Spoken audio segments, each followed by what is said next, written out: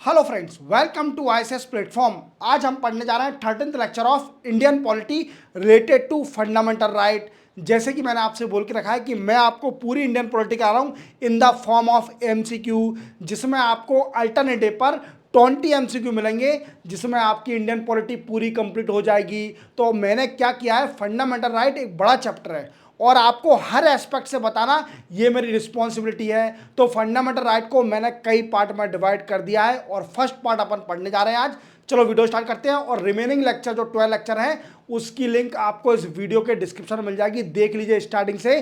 That's my guarantee, आपकी Indian polity strong हो जाएगी। चलते हैं। देखो, सबसे पहले आपको बता देता हूं, ये वीडियो 3 बजे आता है, दिन में 3 बजे, तो तैयार रहना। 3 बजे बिल्कुल सब काम छोड़ दो, 3 बजे बैठ जाओ मोबाइल पर, कंप्यूटर पर, सिस्टम पर और इस वीडियो का वेट करो। क्लियर? ये 3 बजे आता है दिन में और ये आपको अल्टरनेट डे मिलेगा। कब मिलेगा? अल्टरनेट डे मिलेगा। क्लियर? जैसे आज ये वीडियो आया है तो आपको 3 बजे परसों मिलेगा, तो याद रखना। चलते वीडियो स्टार्ट करते हैं। First question, which of the following is correct? क्या है ये पूछ रहा है कि कौन सा ऑप्शन करेक्ट है। अब ये क्वेश्चन छोड़ो, अभी आप समझो फंडामेंटल राइट का बेसिक। तो बेसिक समझना पहले जरूरी है, तब अपन क्वेश्चन समझेंगे। देखो, सबसे पहले अपन समझते हैं कि फंडामेंटल राइट के आर्टिकल कौन कौन से हैं। फंडामेंटल राइट इंडियन कॉन्स्टिट्यूशन में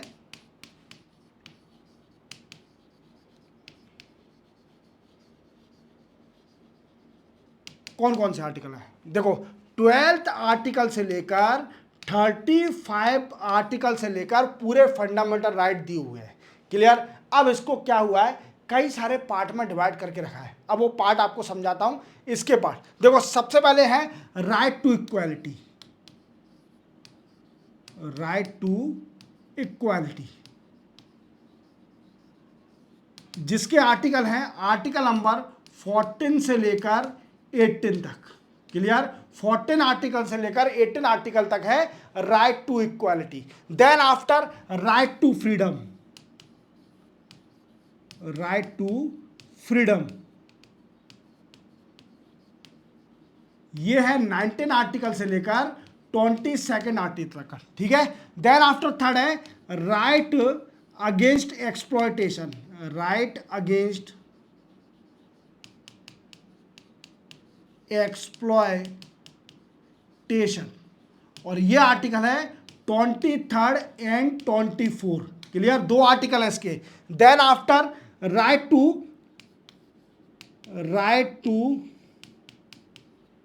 फ्रीडम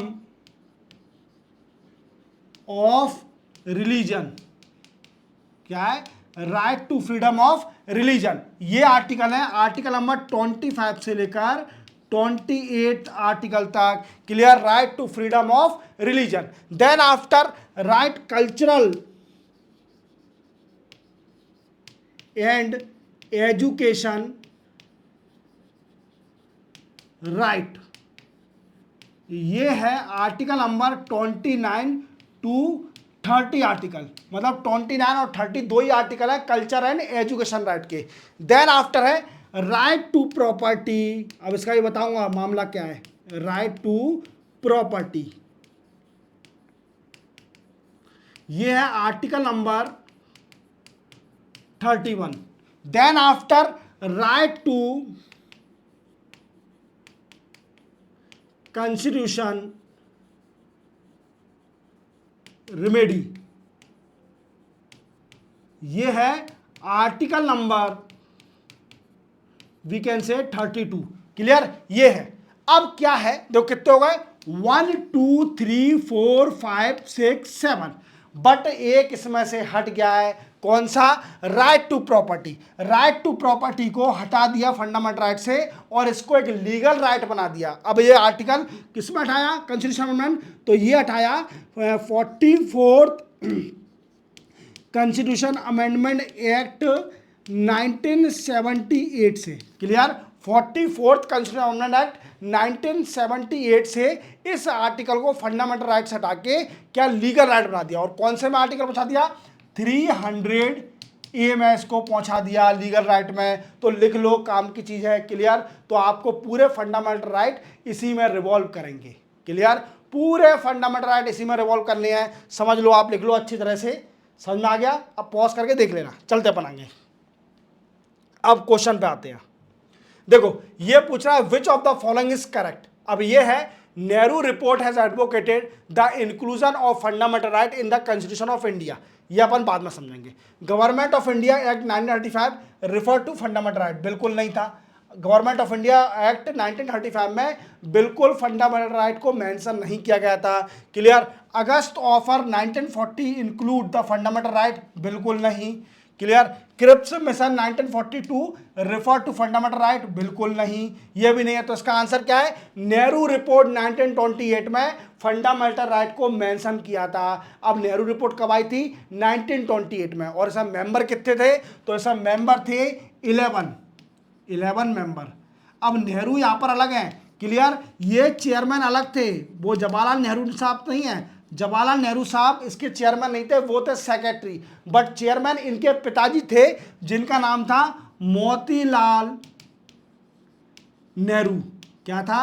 मोतीलाल नेहरू। और सेक्रेटरी थे इसके जवाहरलाल नेहरू। कौन? हमारे देश के पहले प्रधानमंत्री थे इसके। क्लियर? सेक्रेटरी। क्लियर? ये कमेटी का तो नेहरू रिपोर्ट जो है यही कमेटी ने, इसी ने रिकमेंडेशन दी सबसे पहले कि हमारे इंडिया में फंडामेंटल राइट होना चाहिए। क्लियर? चलते अपन आगे।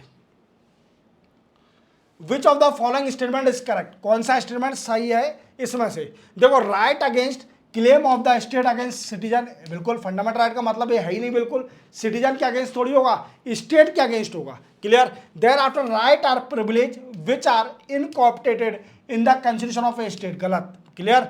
There after right are claim of a citizen against the state, claim कर सकता है बट क्लेम नहीं कर सकता, अपने राइट को प्रोटेक्ट कर सकता है bye effort of supreme court और हाई कोर्ट, वो मैं आपको आगे बताऊंगा। क्लियर? ये भी गलत हो गया। देन आफ्टर, ये सही है, right are privilege of a few citizen, नहीं सॉरी, ये नहीं है, ये गलत है। और ये सही है, right are claim of a citizen against the state, state के खिलाफ सिटीजन अपने राइट को प्रोटेक्ट कर सकती है, क्लेम कर सकती है। और फंडामेंटल राइट का मतलब यही है कि अगर स्टेट वी कैन से अपनी पावर को, एक्सेस पावर का यूज करती है अगेंस्ट सिटीजन, तो सिटीजन पर राइट है, फंडामेंटल राइट है, वो सुप्रीम कोर्ट और हाई कोर्ट में जाके इसकी पिटीशन लगा सकता है, जिसको बोलते हैं रिट पिटीशन। और मैंने बताया था कि राइट टू कॉन्स्टिट्यूशन रेमेडी, जो कि बी.आर. अम्बेडकर बोल गए थे कि Saul of the constitution is article number 32, because वो प्रोटेक्ट करता है हमारे फंडामेंटल राइट को। और हमारे फंडामेंटल राइट जुडिशियल है, याद रखना, ये भी आगे बताऊंगा। तो इसका आंसर क्या है? सी आंसर है, डी आंसर नहीं है। Right are privilege of a few citizen against the many, ऐसा नहीं यार,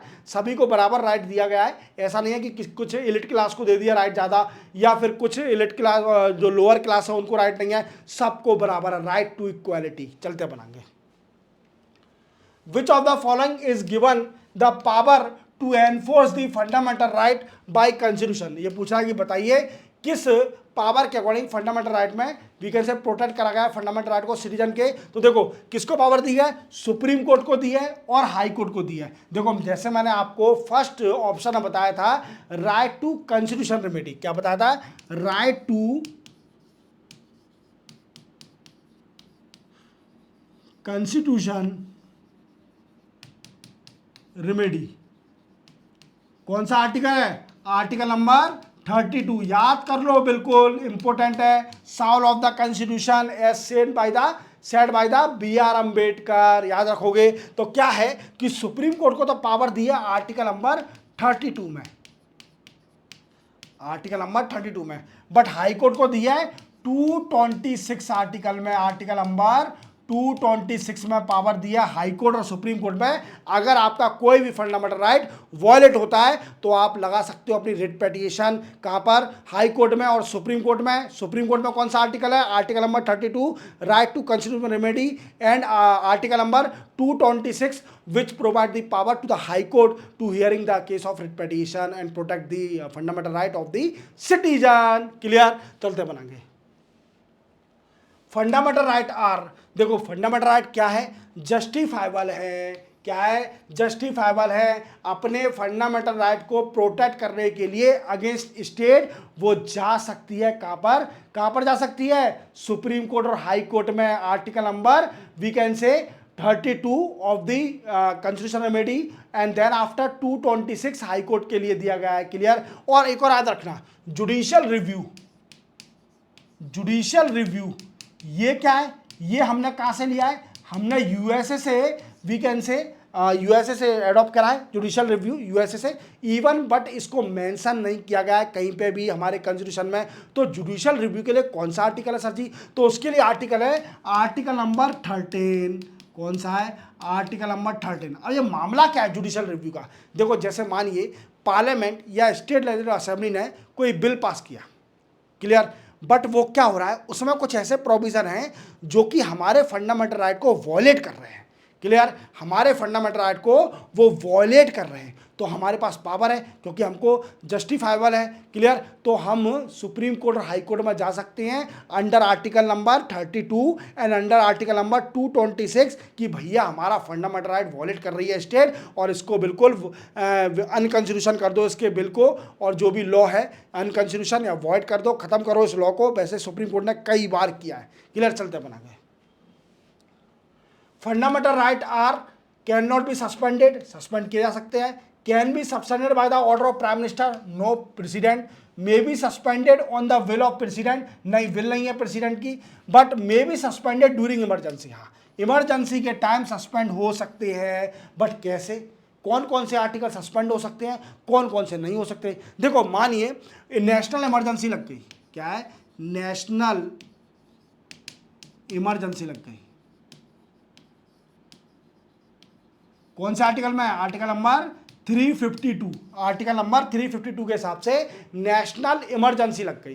तो हमारे कॉन्स्टिट्यूशन में दो आर्टिकल हैं, कौन कौन से, एक आर्टिकल है 358 एंड 359। क्लियर। दो आर्टिकल हैं जो कि सस्पेंड कर सकते हैं फंडामेंटल राइट को, बट ये डिफरेंस क्या है दोनों में, तो आर्टिकल 358 आर्टिकल नंबर 19 को सस्पेंड कर सकता है। आर्टिकल नंबर 19 क्लियर, इसको सस्पेंड कर सकता है। क्लियर। राइट टू फ्रीडम, ये है आर्टिकल नंबर 19, वो भी आगे बताऊंगा, पूरी डिटेल में समझाऊंगा। आर्टिकल नंबर 19 इसको सस्पेंड कर सकता है। देन आफ्टर आर्टिकल नंबर 359 ये सस्पेंड कर सकता है आर्टिकल नंबर 32, आर्टिकल नंबर 32 जो कि कहता है राइट टू, बार बार रिपीट कर रहा हूं, याद हो जाना चाहिए, constitution remedy.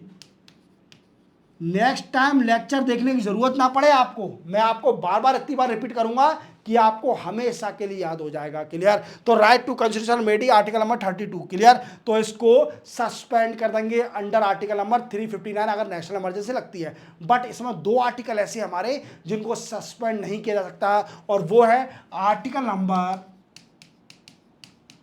20 and article number 21। भाई ये क्या है, आर्टिकल नंबर 20 और 21। देखो आर्टिकल नंबर 21 क्या कहता है, राइट टू लाइफ, क्या कहता है, right to life, right to life, इसको सस्पेंड नहीं कर सकते। क्लियर। और आर्टिकल नंबर 20 कहता है कि हमारा कन्विक्शन जो भी ऑफेंस है उसके खिलाफ है। क्लियर। इसमें 3 पॉइंट है, याद रखना। सबसे पहला है we can retrospective punishment. Clear. दूसरा है double jeopardy. Clear. Then after self incrimination. अब ये है क्या भाई, तीनों आर्टिकल तीनों प्रोविजन देखो, एक क्लॉज है आर्टिकल नंबर 20 के 3 क्लॉज है। ये है पहला रेट्रोस्पेक्टिव पनिशमेंट, वी कैन से किसी भी पर्सन को पनिशमेंट नहीं मिलेगी अगर उस ऑफेंस की पनिशमेंट नहीं है तो, या फिर उसकी पनिशमेंट नहीं मिलेगी। क्लियर। और उसके बाद डबल जियो पार्टी मीन्स 2 सजा नहीं मिल सकती, एक ही क्राइम के लिए 2 बार सजा नहीं दी जा सकती। देन आफ्टर सेल्फ इंक्रिमिनेशन का मतलब है कि कोई भी पर्सन को कंपेल नहीं करा जाएगा कि वो अपने आप को खुद प्रोटेक्ट करे, वीकेंड से जज के सामने। क्लियर। उसको अपना लॉयर अपॉइंट करने का हक है। क्लियर। तो दूसरा आदमी उसको प्रोटेक्ट करेगा, खुद वो प्रोटेक्ट नहीं कर पाएगा। क्लियर, ये 3 दिए, तो इन 2 आर्टिकल को सस्पेंड नहीं कर सकते। Clear, under both article, article number 358 और आर्टिकल नंबर 359। याद रखोगे, सिंपल है। The president of India is the power to suspend. क्या है प्रेसिडेंट ऑफ इंडिया को क्या पावर है सस्पेंड करने की? तो उसके पास देखो पावर क्या है, तीनों आर्टिकल फंडामेंटल राइट को सस्पेंड करने की पावर है। बट इसमें कुछ चेंजेस है। देखो इसमें ऑप्शन मेंशन तो करा नहीं है, अब इसका ऑप्शन आया तो ठीक है। अब देखो इसमें क्या है, आर्टिकल नंबर 358 में क्या कर सकता है, आर्टिकल 19 को सस्पेंड कर सकता है इन नेशनल इमरजेंसी, और आर्टिकल 359 में वो आर्टिकल नंबर 32 को सस्पेंड कर सकता है, जो कि राइट टू कॉन्स्टिट्यूशन रेमेडी कहता है। क्लियर, याद रखोगे, सिंपल है, मैंने आपको समझा ही दिया। आर्टिकल 358 और आर्टिकल 359 चलते बनाएंगे। Under which article of the constitution of India fundamental right have been provided to citizen. अब ये पूछ रहा है कि बताइए किस आर्टिकल में वीकेंड से कहां से लेकर कौन से आर्टिकल तक फंडामेंटल राइट मेंशन करे गए हैं। तो वो मैंने आपको पहले में ही बता दिया था। क्लियर, वो है 12 आर्टिकल से लेकर 35 आर्टिकल तक। क्लियर, 12 आर्टिकल से लेकर 35 आर्टिकल तक फंडामेंटल राइट मेंशन करे गए हैं। चलते बनाएंगे। विच one of the following article of the Indian constitution put a absolute limitation on the legislative power. ये पूछ रहा है कि कौन से आर्टिकल से वी कैन से स्टेट की लिमिटेशन पावर जो है पावर पर कंट्रोल किया जाता है। तो वो आर्टिकल नंबर है 14, और आर्टिकल नंबर 14 क्या कहता है, राइट टू इक्वालिटी। याद रखोगे, सिंपल है, चलते बनाएंगे। Right to equality is given by, right to equality किस आर्टिकल में दी हुई है? तो मैंने आपको बताया था राइट टू इक्वालिटी कौन से आर्टिकल है, आर्टिकल नंबर 14 से लेकर आर्टिकल नंबर 18 तक। तो देखो 13 है नहीं, ये तो क्या है, जुडिशियल रिव्यू। मैंने बताया था जुडिशियल रिव्यू दिया है आर्टिकल नंबर 13 में। क्लियर, हालांकि ये कॉन्स्टिट्यूशन में मेंशन नहीं है, ये इम्प्लीसिट है। क्लियर, अंडर आर्टिकल नंबर 13 में इम्प्लीसिट मेंशन करा गया है जुडिशियल रिव्यू को, जो कि हमने यूएसए से लिया है। क्लियर, तो आर्टिकल नंबर 14 है, आर्टिकल नंबर 15 है, आर्टिकल नंबर 16 है। तो इसका आंसर है C, second, third and fourth. चलते बनाएंगे। Under which article of the constitution reservation in admission to education institution including private unaided to OBC, ST and SC is made. ये पूछ रहा है कि बताइए ओबीसी, एसटी और एससी को कौन से आर्टिकल में रिजर्वेशन दिया गया है? तो वो आर्टिकल है article number 15 clause 5। Article number 15 क्या कहता है? तो प्रोविजन ऑफ डिस्क्रिमिनेशन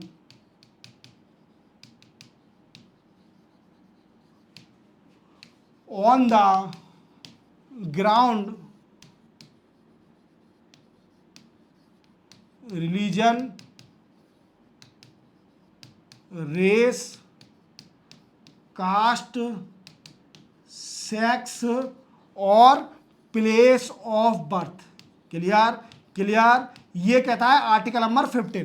क्लियर, अब इसके बाद क्या है, आर्टिकल नंबर 15 क्लॉज 5 क्या कहता है? तो आर्टिकल नंबर 15 5 क्लॉज कहता है कि ये स्टेट को पावर देता है कि वो special we can say provision, special power दी है कि वो किसी को special we can say reservation दे सकता है, जो कि इकोनॉमिकली वीकर सेक्शन है, एससी, एसटी और ओबीसी को।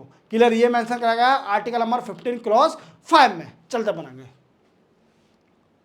Which article of the Constitution give precedence to Constitution provision over the law made by Union Parliament और State Legislature? ये पूछा है कि बताइए किस आर्टिकल में ऑफ द कॉन्स्टिट्यूशन ये क्या है, कोई भी अगर लॉ पास हुआ, जैसे स्टेट ने, पार्लियामेंट ने कोई लॉ पास करा और मानिए वो वॉयलेट कर रहा है फंडामेंटल राइट को, तो कौन सा आर्टिकल है, क्या होगा उससे होगा जुडिशियल रिव्यू। मैंने बताया था जुडिशियल रिव्यू और provided in under article number 13। Clear, ये कहीं मेंशन नहीं है, it is implicit under article number 13।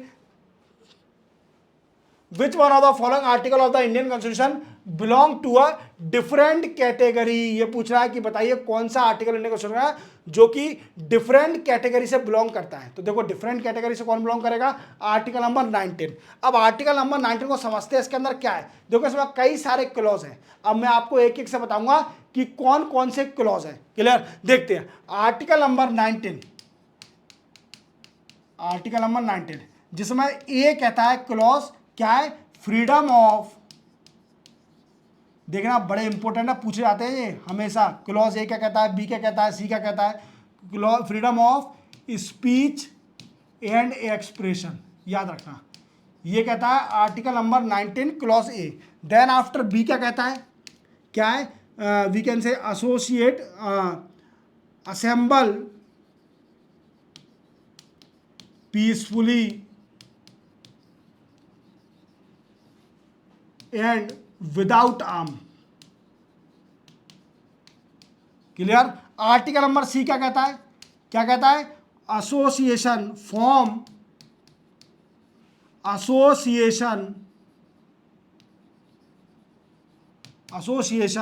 और यूनियन, यूनियन बना सकता है, ये भी राइट दिया है। क्लियर। डी क्या कहता है, राइट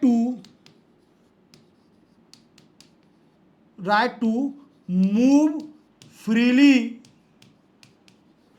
इन एनी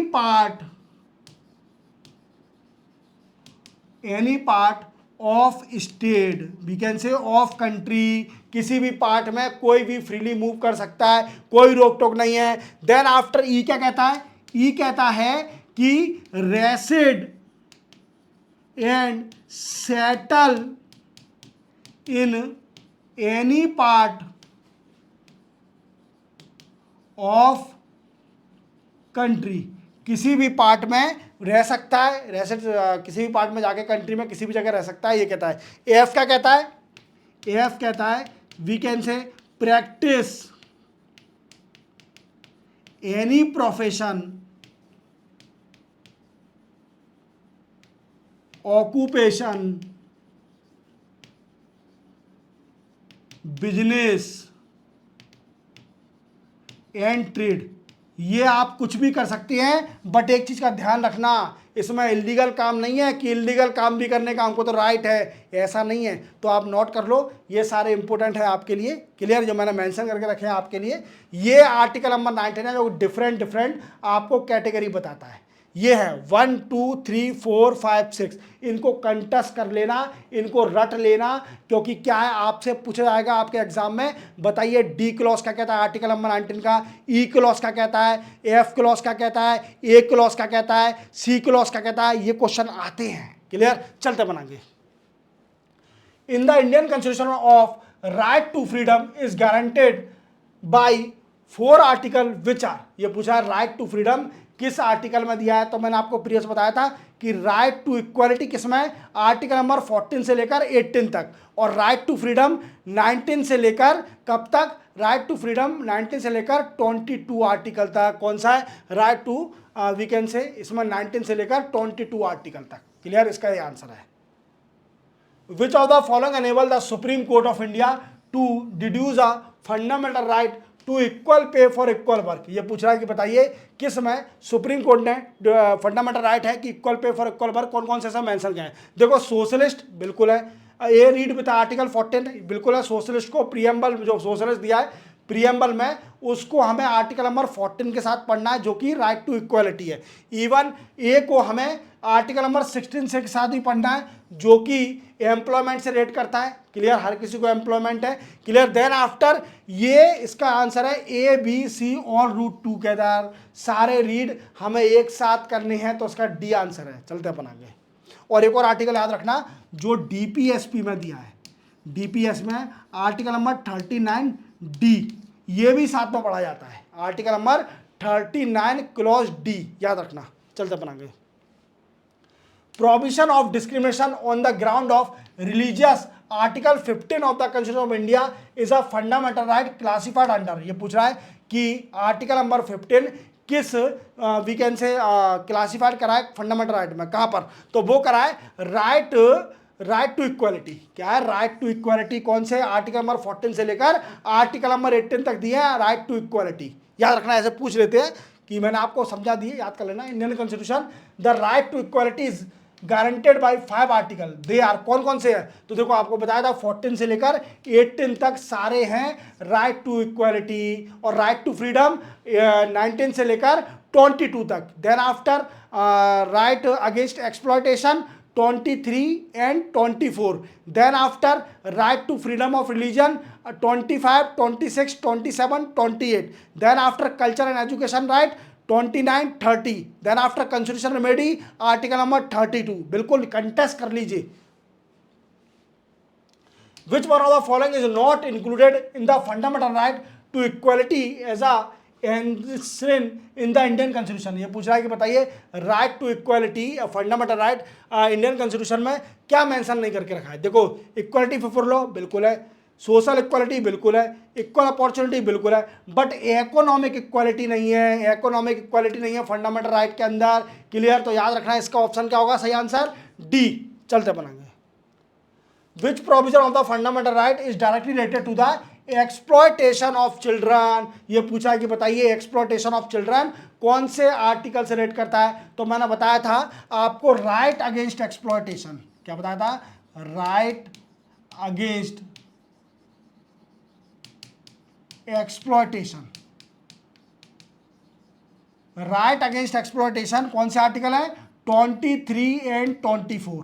और 23 क्या कहता है? 23 कहता है provision of children in employment या under provision of children under age of 14 in mines hazardous work. किसी भी हजार्डस वर्क में अंडर 14 ईयर से कम का बच्चा होगा वो जॉब नहीं करेगा. क्लियर? क्योंकि हमारे इंडिया में 14 साल के बच्चे को जॉब कराना मतलब आप विद्या दीजिए, उसे ज्ञान दीजिए तो उसकी ग्रोथ जल्दी होगी. क्लियर? तो कौन सा आर्टिकल है? Article number 23. सिंपल है. चलते अपन.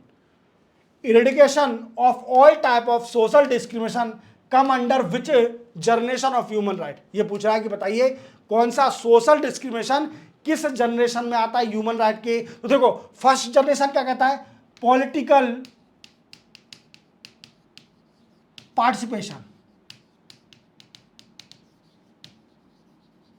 पॉलिटिकल पार्टिसिपेशन एंड लिबर्टी ये कहता है first generation. Then after third क्या कहता है?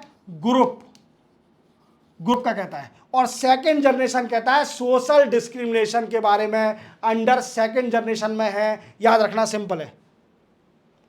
Under which provision of the constitution untouchability has been abolish. ये पूछा कि अनटचेबिलिटी को किस आर्टिकल के जरिए अबॉलिश करा गया है. तो वो है आर्टिकल नंबर 17. कौन सा है? आर्टिकल नंबर 17 के जरिए अनटचेबिलिटी को अबॉलिश करा है. याद रखोगे बिल्कुल सिंपल है.